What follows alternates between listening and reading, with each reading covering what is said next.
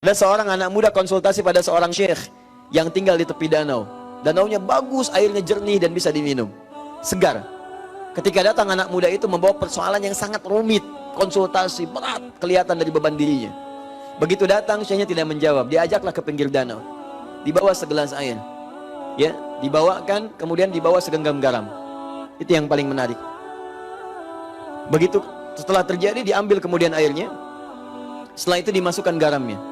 Genggam yang pertama diberikan, kemudian selesai, tahan sebagiannya. Kata syekhnya, minum. Bingung orang ini. Asin syekh, minum aja dulu. Begitu diminum langsung dimuntahkan, asin. Seperti itu. Keluarkan semua airnya, lempar ke danau, lempar dengan garamnya semua ke danau.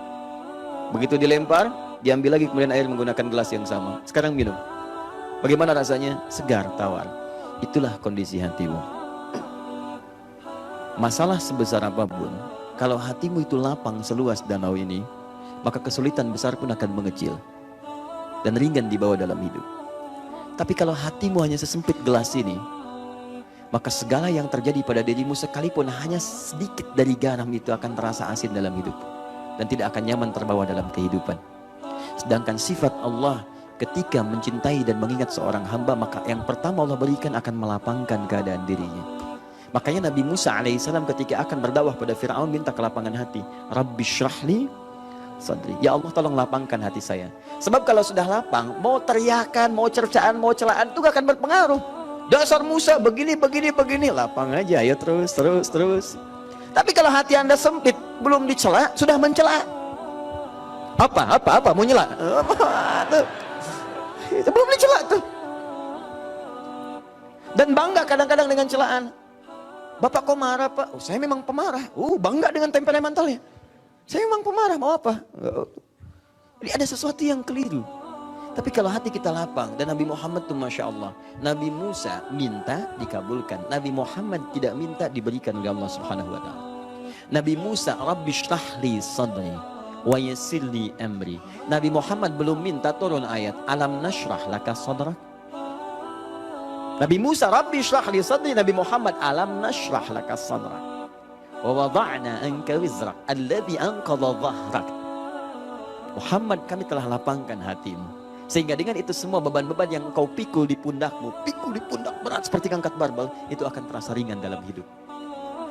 Nabi Musa minta diberikan, Nabi Muhammad belum minta, langsung diberikan. Kenapa?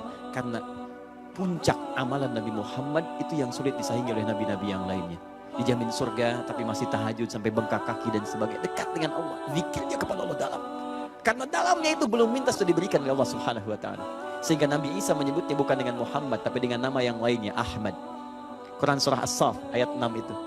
Mubasysyiran birasulin ya'ti min ba'di ismuhu Ahmad. Aku berikan kabar gembira pada kaumku, ya. Berikan kabar gembira, padahal nabinya belum lahir. 600 tahun sebelum kedatangan Nabi sudah mengatakan pada umatnya, saya berikan kabar gembira akan lahir setelah saya, akan datang Nabi setelah saya. Bukan saya yang penutup, tapi Nabi setelah saya. Umumnya orang kasih kabar gembira itu saat dilahirkan. Hampir tidak ada misalnya orang jomblo langsung ngasih kabar. Alhamdulillah, Masya Allah, saya kasih kabar gembira punya anak, ya Allah. Kapan? Sudah ada, mana? Nanti setelah menikah. Itu jomblo sengketa namanya, ya. Iya. Nanti kita jomblo dibagi 3 bagian, jomblo syariah, jomblo fisabilillah, dan jomblo sengketa, ya. Nanti lain waktu kita bahas.